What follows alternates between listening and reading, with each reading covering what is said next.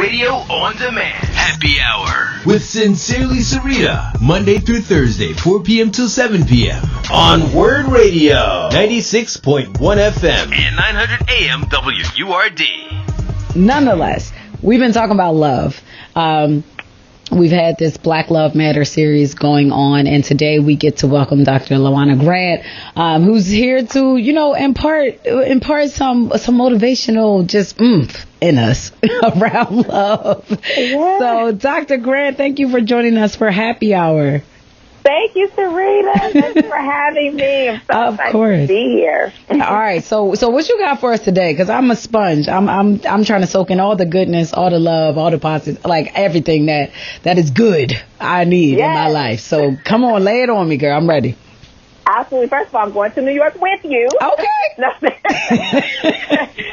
Seriously, though, I love what you said, is that Valentine's, it has passed us, but love needs to be our lifestyle. So you've all been talking about love, and so I just want to keep in the theme of love, because love truly does need to become our lifestyle. The first thing we must know about love is that it's hard to receive love when it hasn't been properly defined. And so we need to really have a clear understanding of what love is for you. How do you define love so that you can recognize love? And then the second thing is that it's hard to give love to other people when you haven't properly received it. And it's a lot of us, we're trying to give out, and it becomes toxic because we haven't properly received the pure love that everyone is due to have. And so I want to just take 4 principles, if that's okay, Sarita, and just deal with the word love so that we can easily remember it. So we all know how to spell love, L-O-V-E, right? And so let's just deal with the L. First of all, a characteristic of love, it listens. And it listens with the intent to understand and serve the other person and not to attack. And that's huge, whether you're married, single, on your job, or whatever it is. Love listens to understand the reality of that other person so that you know how to respond. Now, love does require some time of you giving of yourself and putting that other person first. I'm often reminded of Robert Greenleaf's servant leadership. And servant leadership, it requires that we put that other person first. And if you really want to know if you are operating in the flow of love, really examine how many people are you putting before yourself. Now, I'm not saying to kill yourself, but what I am saying is to be sensitive to the needs of others and put them in moments and make a sacrifice in moments where they need above what you need. So that's the L. And so just remember that love listens, and it listens with the intent to understand and not to attack. The O, if you're writing or listening, driving, whatever you're doing, the O, we have to be open to change. Oh, my goodness. When you talk about love, a good relationship, and again, this can be platonic, a good relationship will only be successful if you're willing to be flexible and if you're willing to grow and if you're willing to learn. And so we have to be open to change. And watch this, we have to stop trying to change the other person and let's focus on us. Right,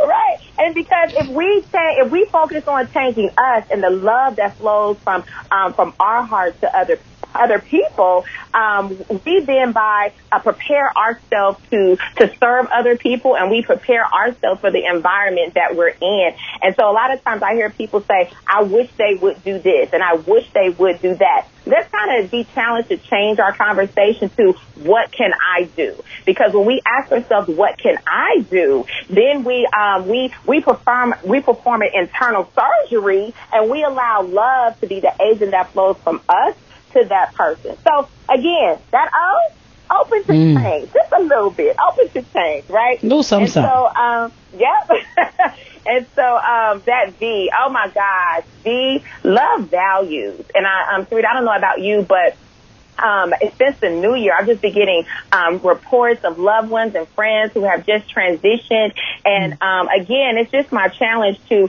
tell the ones that you love that you love them. Love values them. Love takes time. Love spends time. And watch this, when you're with that person, to be present. Because oftentimes we could be with a particular friend, or whether it's your husband, your wife, whatever it is, but we're with that person and we're spending time, but our mind is like somewhere else. Our mind is on our job.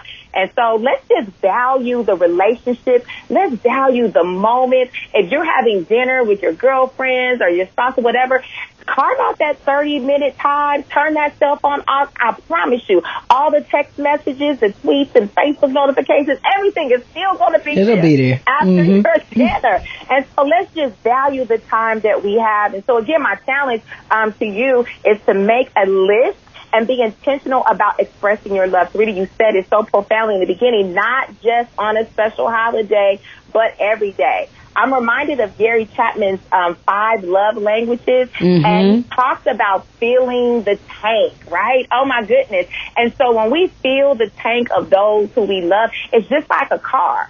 Our car won't run when it's on E. But when we are intentional to value and to pour into that love relationship that we have with other individuals, then that car runs a little better. And so if we want strong relationships, if we want healthy relationships, let's just take the time out to let those folks know in our circle that, you know what, I love you. And I know some people don't like to end the conversation. I'm kind of a mushy person, Sarita. I will end this conversation, probably this one, with telling you that I love you. Right? Yeah, no, I'm real specific about that. I will call my mom or whoever back like, I said I love you.